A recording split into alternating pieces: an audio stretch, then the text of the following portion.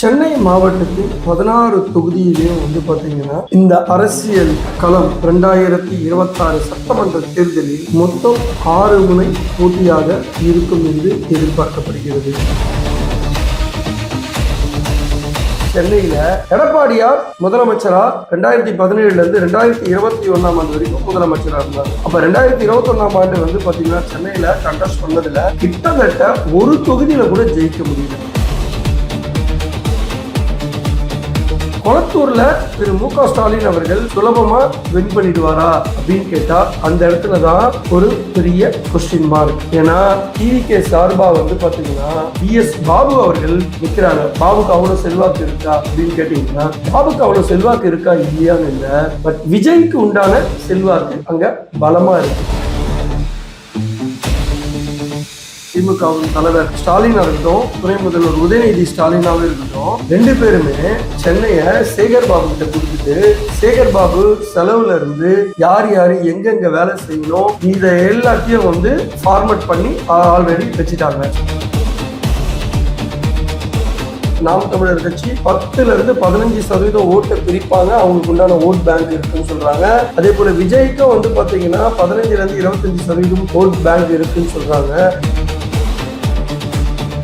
ஏடிஎம்கே சென்னையில இந்த வாட்டி குறைஞ்சது 6ல இருந்து 10 தொகுதியை ஜெயிக்கிறதுக்கு மிகுந்த வாய்ப்பு இருப்பதாகவே கருதப்படுகிறேன்.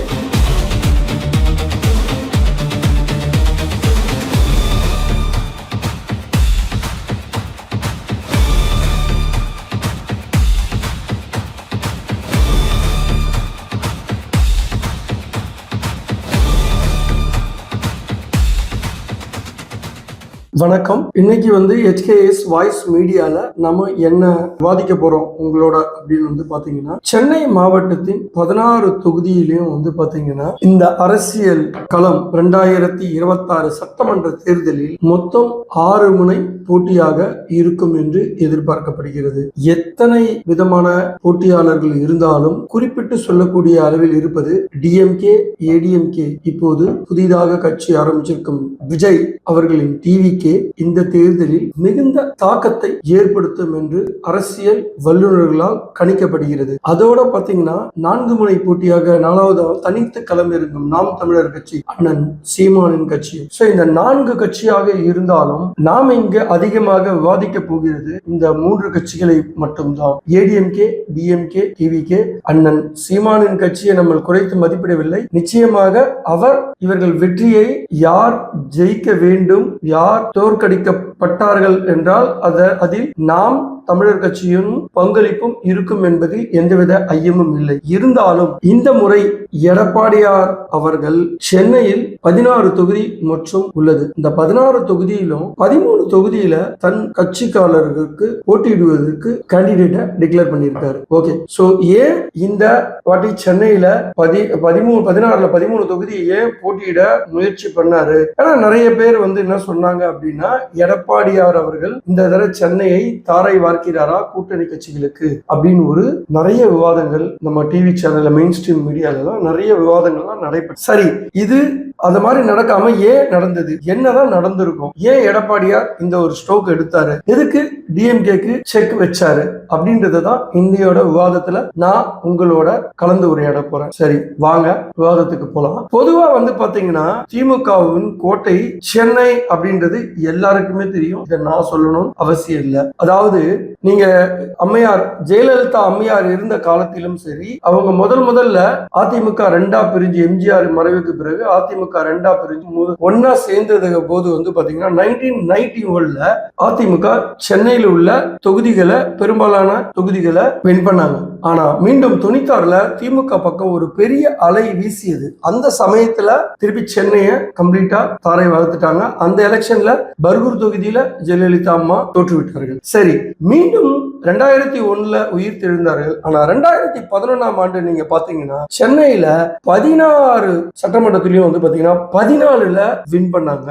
மீண்டும் 2016 வந்து பாத்தீங்கன்னா சென்னையில பெருத்த வெள்ள பாதிப்பு ஏற்பட்டது. அந்த வெள்ள பாதிப்பு ஏற்பட்டதிலும் தைரியமா சென்னையில ஆர்கே நகர்ல வின் பண்ணி முதலமைச்சர் ஆனாங்க. சரி, அப்படி இருக்கிற சென்னையில எடப்பாடியார் முதலமைச்சரா 2017 இருந்து 2021 வரைக்கும் முதலமைச்சரா இருந்தாங்க. அப்ப 2021 வந்து பாத்தீங்கன்னா சென்னையில கண்டெஸ்ட் பண்ணதுல கிட்டத்தட்ட ஒரு தொகுதியில கூட ஜெயிக்க முடியல அதிமுக. சரி, அப்படி ஜெயிக்க முடியாத ஒரு சிச்சுவேஷன்ல இப்ப ஏன் மீண்டும் எடப்பாடியார் எல்லாரும் சொன்னாங்க அவர் வந்து கூட்டணி கட்சிகளுக்கு தாராய் வாழ்த்துருவாரு, சென்னையில அவங்க எதுவுமே நிக்க போறது இல்ல, எக்ஸப்ட் ராயபுரம் ஜெயக்குமார் மட்டும் நிக்க போறாரு, பாக்கி யாரும் நிக்க போறது இல்ல. அது அதிகபட்சமா நீங்க வந்து பாத்தீங்கன்னா டி நகர்ல சத்யா நிக்க ரெடியா இருந்தார். ஏன்னா குறைஞ்ச வாக்கு வித்தியாசத்துலதான் 2021 தோத்தார் இல்லையா? சோ அப்படி இருக்க சூழ்நிலை ஏன் இந்த வாட்டி எடப்பாடியார் இவ்வளவு ரிஸ்க் எடுத்தாரு அப்படின்னு தான் நம்ம இன்னைக்கு பார்க்க போறோம். சோ நல்லா ஒண்ணு புரிஞ்சுக்குங்க, திமுகவோட கோட்டை நம்ம இந்த இடத்துல 16 தொகுதியில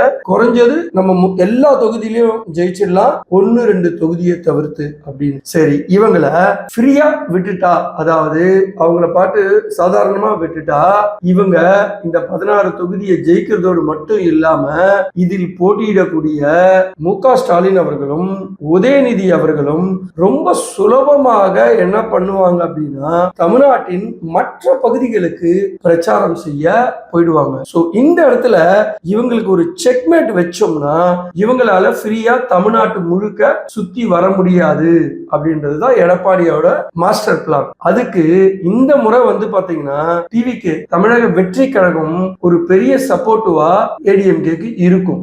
எப்படின்னு பாத்தீங்கன்னா இன்னைக்கு விஜய்க்கு வந்து பாத்தீங்கன்னா உழைக்கும் மக்களோட ஓட்டுமும் சரி, அதே போல இளைஞர்கள் வாக்கும் சரி விஜய்க்கு கணிசமா போகும் அப்படின்னு சொல்றாங்க. அப்போ கொளத்தூர்ல திரு மு.க. ஸ்டாலின் அவர்கள் சுலபமா வின் பண்ணிடுவாரா அப்படின்னு கேட்டா அந்த இடத்துலதான் ஒரு பெரிய கொஸ்டின் மார்க். ஏன்னா டிவிகே சார்பா வந்து பாத்தீங்கன்னா VS பாபு அவர்கள் நிக்கிறாங்க. பாபுக்கு அவ்வளவு செல்வாக்கு இருக்கா அப்படின்னு கேட்டீங்கன்னா பாபுக்கு அவ்வளவு செல்வாக்கு இருக்கா இல்லையான்னு இல்ல, பட் விஜய்க்கு உண்டான செல்வாக்கு அங்க பலமா இருக்கு இல்லையா? சோ அப்ப அந்த தொகுதியில வந்து பாத்தீங்கன்னா விஜய்க்கு கணிசமான ஓட்டு விழும் அப்படின்னு சொல்லி சொல்றாங்க. ரெண்டாவது, இந்த வாட்டி டிவிகேவோட விஜயோட கட்சி வந்து பாத்தீங்கன்னா பெருத்த தாக்கத்தை ஏற்படுத்துவாங்க அப்படின்னு சொல்றாங்க. அப்போ இந்த மாதிரி ஓட்டு பிரியும் போது எடப்பாடியோட ரெண்டாவது பாயிண்ட் என்னன்னா ஈஸியா தன்னோட கேண்டிடேட் ஜெயிக்க முடியும் அப்படின்னு நினைச்சுதான் உதயநிதிக்கும் திரு ஆதி ராஜாராம வச்சிருக்காரு. ஆதி ராஜாராம் சுலபத்துல தோக்க மாட்டாரு.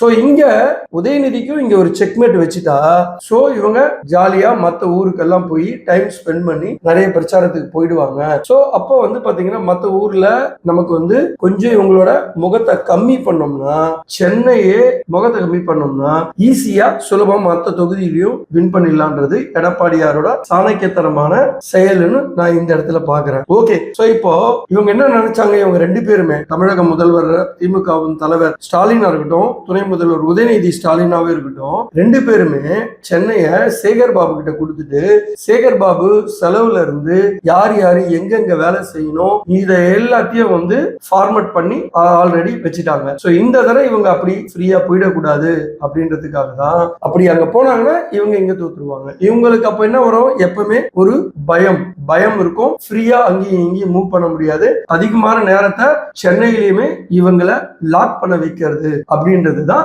எடப்பாடியாரோட ஒரு மிகப்பெரிய மாஸ்டர் ஸ்ட்ரோக்கா இந்த இடத்துல நான் பாக்குறேன். கூட்டணி கட்சிகளும் குறிப்பா பிஜேபி கட்சி வந்து பாத்தீங்கன்னா வேளச்சேரி தொகுதியை கேட்டாங்க, மயிலாப்பூர் தொகுதியை கேட்டாங்க, மயிலாப்பூர் தொகுதியை கொடுத்துட்டாங்க, ஆலந்தூர் தொகுதியை கேட்டாங்க. சோ இது மாதிரி நிறைய தொகுதியை வந்து பிஜேபி கட்சி சார்ந்தவங்க கேட்டும் சென்னை தொகுதியை எடப்பாடியார் விடாப்படியா கொடுக்கல. ஏன் கொடுக்கல அப்படின்னு வந்து பாத்தீங்கன்னா சர்வே எடுத்தது பிரகாரம் சென்னையில இந்த தடவை திமுக மேல மிகுந்த கோபத்துல மக்கள் இருக்கிறதா சொல்லப்படுது. எதுக்காக? குறிப்பா வந்து பாத்தீங்கன்னா சென்னையில 2023 டிசம்பர் மாதம் வந்து கடுமையான வெள்ள பாதிப்பு ஏற்பட்டது. அந்த வெள்ள பாதிப்புல வந்து பாத்தீங்கன்னா திமுகவை சேர்ந்தவர்கள், திமுக கூட்டணி கட்சியை சேர்ந்தவர்கள் யாருமே போயிட்டு மக்களுக்கு உதவி செய்ய ரெடியா இல்லை. ஏன்னா பயம். இவர்கள் 4000 கோடியில வந்து பாத்தீங்கன்னா மழைநீர் வடிகால் பணியை வந்து செஞ்சிட்டோம், பொட்டு தண்ணி வராது அப்படின்னு சொல்லி தமிழக முதல்வர் ஆகட்டும், உதயநிதி ஆகட்டும், சென்னை மேயர் பிரியாவாகட்டும், மா சுப்பிரமணியன் ஆகட்டும், எல்லாருமே சேகர்பாபு ஆகட்டும், எல்லாருமே ஒரு பெரிய ஒரு கட்டுக்கதைய ஸ்டோரி அவுத்து விட்டாங்க. அப்படி அவுத்து விட்டுட்டு பாத்தீங்கன்னா வேளச்சேரி, பள்ளிக்கரணை, அதே போல நார்த் மெட்ராஸ், வட சென்னை எடுத்துக்கிட்டீங்கன்னா புளியாந்தோப்பு, வேசார்பாடி, கே கே நகர், இங்கெல்லாம் வந்து பெருத்த வெள்ள பாதிப்பு ஏற்பட்டு மக்கள் வந்து கிட்டத்தட்ட 10 இருந்து 15 நாள் கடுமையான பாதிப்பு உள்ளானாங்க, நோய்வாய்ப்பட்டாங்க.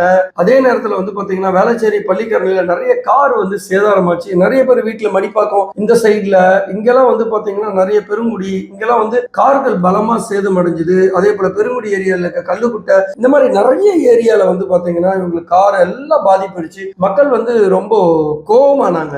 இந்த சூழ்நிலையில தான் இவங்க இந்த 4000 கோடி மழை நீர் வடிகால் அந்த பணி செய்தோம், அதனால தண்ணியே தேங்காது அப்படின்னு ஒரு கட்டுக்கதையை அவுத்து விட்டது. அந்த 4000 கோடி ஊழல் செய்ததா இருக்கட்டும், இந்த மாதிரி பல விதமான கோபத்துல சென்னை மக்கள் இருக்கிறதுனால இந்த தடவை விட்டு கொடுக்க எடப்பாடியார் ரெடி இல்ல. ஈஸியா இவங்க சென்னைய ஜெயிக்க விட்டுறக்கூடாது அப்படின்ற ஒரு காரணத்துக்காக இவங்களை ஃப்ரீயா தொகுதி முழுக்க தமிழ்நாடுல இருக்க மொத்த தொகுதியிலையும் கான்சென்ட்ரேட் பண்ண விடாம அடிக்கடிக்கு பிரச்சாரத்தை போறத தடுத்து சென்னையும் அவங்க கான்சென்ட்ரேட் பண்ண வைக்கணும் அப்படின்றதுனாலதான் இவங்க பயங்கரமான ஒரு பிளான் பண்ணி இந்த வாட்டி கூட்டணி கட்சிகளுக்கு இந்த தொகுதியை தாரை வாக்குல. அதுல குறிப்பா வந்து பாத்தீங்கன்னா நம்மளோட திரு ஸ்டாலின் அவர்கள் போட்டியிடும் கொளத்தூர் தொகுதியில VS பாபு டிவிகே கட்சி சார்பா நிக்கிறாரு. அதே போல வந்து பாத்தீங்கன்னா ஏடிஎம்கேல வந்து பாத்தீங்கன்னா சந்தான கிருஷ்ணன் இவங்களெல்லாம் நிப்பாட்டி பயங்கரமா ஒரு செக்மேட் வைக்கிறாங்க. சரி, அதே போல உதயநிதி ஸ்டாலின் அவர்களுக்கு எடுத்துக்கிட்டீங்கன்னா நம்ம சேப்பாக் திருவல்லிக்கேணி அந்த தொகுதியில ஆதி ராஜாராமையும் வச்சுட்டு ஒரு செக்மேட் வச்சுட்டாங்க, விடக்கூடாது, ஈஸியா ஜெயிக்க விட்டுறக்கூடாது அப்படின்னு. அதே போல நம்மளோட டிவிகே தலைவர் பெரம்பூர்ல எடுத்துக்கிட்டீங்கன்னா அவரை பொறுத்த வரைக்கும் அந்த தொகுதியில் உழைக்க மக்கள் அதிகமா இருக்காங்க. அதே போல வந்து பட்டியலின சமூக மக்கள் அங்க இருக்காங்க. இவங்களோட ஓட்டெல்லாம் வந்து நம்ம எடுத்துருவோம் அப்படின்றதுனால பெரம்பூர் தொகுதியில விஜய் வந்து சாலிடா வின் பண்ணிடலாம் அப்படின்ற காரணத்துக்காக அவரு பெரம்பூர் தொகுதியிலேயே நின்றுட்டாரு. ஏன் அப்படின்னா அங்க இதுக்கு முன்னாடி ஜெயிச்ச RT சேகர் மேல வந்து கடும் அதிருப்தி நிலவுவதாக சொல்லப்படுகிறது.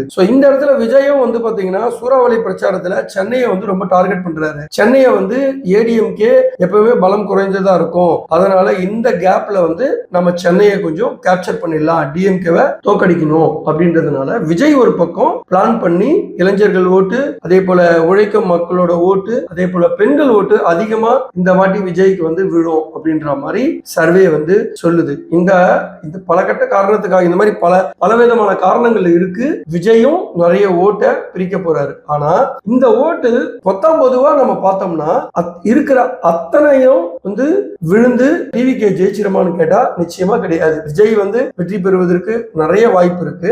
அதே போல கொளத்தூர்ல வந்து பாத்தீங்கன்னா தமிழக முதல்வர் வின் பண்றதுக்கு நிறைய வாய்ப்பு இருக்கு. ஆனா கடுமையான போராட்டத்துல தான் வின் பண்ணுவாரு. அதே போல உதயநிதியா இருக்கட்டும், உதயநிதிக்கும் அதே நிலைமை தான். ஆதி ராஜாராம் அவ்வளவு சீக்கிரம் விட மாட்டாரு. ஏன்னா உதயநிதிக்குமே தொகுதியில பெருசா எதுவும் பண்ணல, கஷ்டத்துக்கு வந்து நிக்கல அப்படின்றதுதான் அந்த தொகுதி மக்களோட இதுவாகவும் இருக்கு, விமர்சனமாகவும் இருக்கு.